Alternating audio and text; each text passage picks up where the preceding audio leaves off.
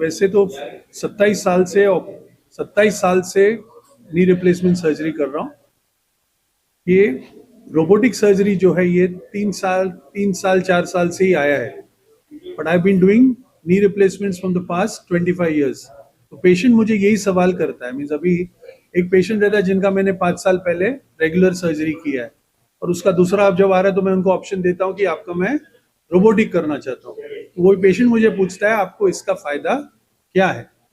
तो एक सिंपल चीज है, रेगुलर सर्जरी में कुछ प्लानिंग नहीं होता है, वो एक एक्सरे रहता है, एक्सरे के हिसाब से रोबोट में ही हम ही सब कुछ करते हैं बिना कुछ प्लानिंग के। रोबोटिक सर्जरी में हमको इसके लिए घुटने का सीटी स्कैन कराना पड़ता है। तो घुटने का 3 डायमेंशनल हमारे पास, we have like a 3 dimensional picture of the knee, जिसके हिसाब से जो हम लोग रोबोटिक के लैपटॉप में जब डालते हैं तो हमारे पास ऑपरेशन के पहले एक प्लान तैयार होता है कि हम साइज कौन सा यूज करने वाले हैं। मिलीमीटर वाइज जो हम इसे नॉर्मली हम जो काटते हैं एग्जैक्टली 8 मिलीमीटर 2 मिलीमीटर जो हम काट रहे हैं पूरा, वो हमको इमीडिएट ऑपरेशन के पहले हमारे हाथ में आ जाता है। अभी रेगुलर सर्जरी में भी मुझे ही काटना पड़ता है, पर ये प्लान के हिसाब से नॉर्मली मैं 100 यूज करता हूँ काटने के लिए। थोड़ा धार रहता है, अभी हमारा कारपेंट्री जैसा रहता है, पर आजू बाजू में गया तो गड़बड़ हो जाएगा, पर हम 100 यूज करते हैं। ये रोबोटिक का क्या है, ये दांत का जो बर रहता है, बरिंग, वो बर जैसा वो हड्डी को खाली ऐसे घसता है।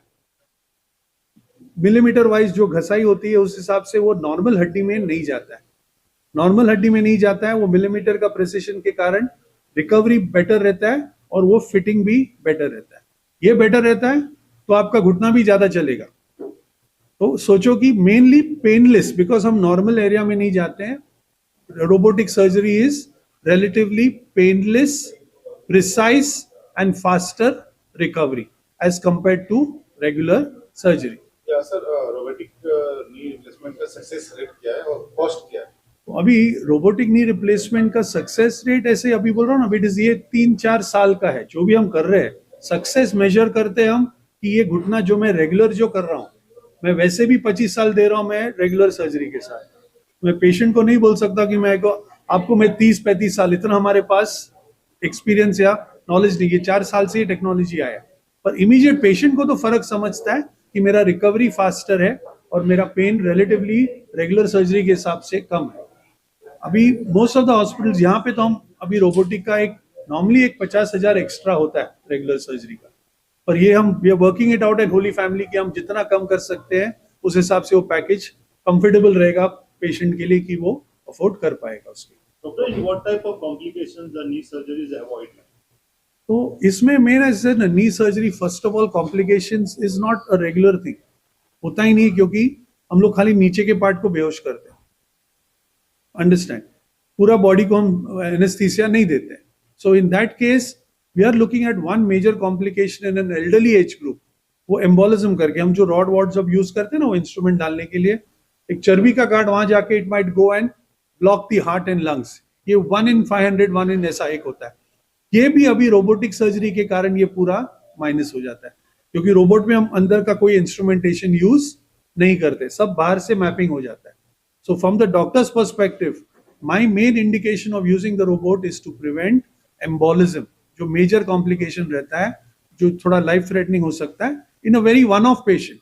ऐसे नहीं किया होता, ये मैं बोल रहा हूँ 1-500 पेशेंट में थोड़ा सा वो चर्बी या गांठ वो खून का एम्बोलाइज हो सकता है। Otherwise there are no major complications. Infection तो सब पेशेंट का होता है, वो पेशेंट का इसके, but that is not counted as a, इसीलिए वो सेटअप जो है जहां पे आप ऑपरेशन कराते हैं that should be state of the art, where you know that this is equipped for robotic knee replacement.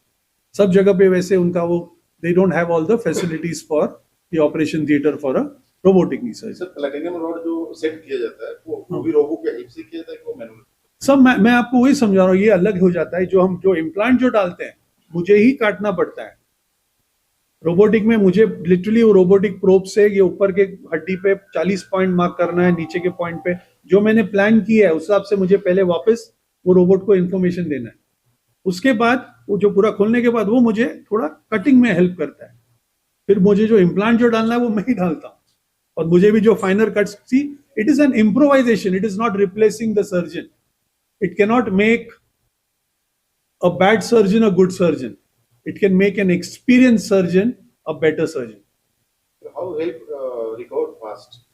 By मैं this- वही बोल रहा हूँ, ये देखो नॉर्मल, जैसे मैंने बोला 100 यूज करते हैं, ये प्रिसिशन के कारण वो खाली जो हड्डी जो खराब है उसको खाली ऐसे घसता है, वो नॉर्मल टिश्यू में जाता नहीं है।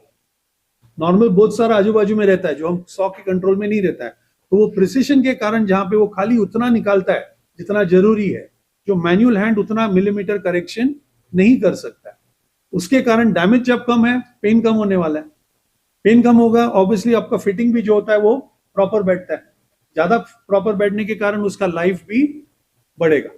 What is the age criteria for this knee operation? So my youngest patient is a 34-year-old, संधिवात के कारण 20 साल से she had severe rheumatoid arthritis. तो वो यंगर पेशेंट्स में 34-year-old बोलूं मैं आपको, मेरा पेशेंट जो, और मेरा एल्डेस्ट पेशेंट जो मैंने अभी कल ऑपरेट किया इज 91 years old। उसका जो बाइट लेना है वो बोलो, she is there on the 4th floor. She is till now it was 89, अभी 91 हो गया। तो समझ लो खुद का घुटना जब तक चलता है वो बेस्ट है। जब घसता है एज के कारण उसको पोस्टपोन करना क्वालिटी ऑफ लाइफ के कारण, it is not right, because muscle कमजोर हो जाता है, हड्डी कमजोर हो जाता है, वो लोड सब कमर पे आ जाता है। तो जो रिकवरी होना चाहिए, जो शुरुआत में अगर आप ऑपरेशन कराएंगे, वो रिकवरी भी फिर पेशेंट का नहीं होता। So age is not a criteria. Youngest 34, eldest 91। इस बीच में आप सोचो कि अगर चलेगा तो चलाओ, तो जो ऊपर वाले ने जो दिया है वो सर्जन कभी आपको वो रेप्लिकेट नहीं कर सकता। Thank you. Thank you. Thank you. Bye. English. My question to you is, why should a patient come to a Holy Family Hospital for a knee replacement, and what are the benefits for him? Uh, as you all know, Oli Family Hospital has got a legacy of 80 years. We have been serving the community. It's a community hospital wherein we have made healthcare accessible, affordable. Also, we are providing compassionate and quality care. I think these are the pillars of our healthcare mission.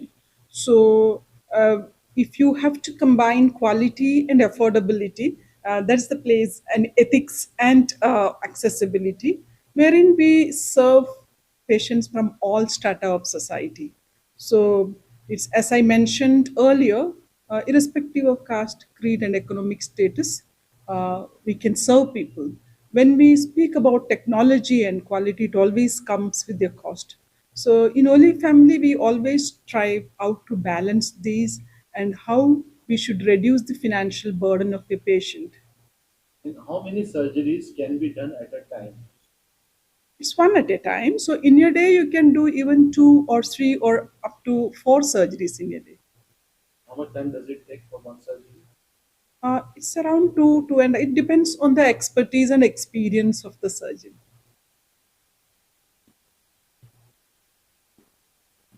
No. Okay. Thank you. Thank you. Thank you.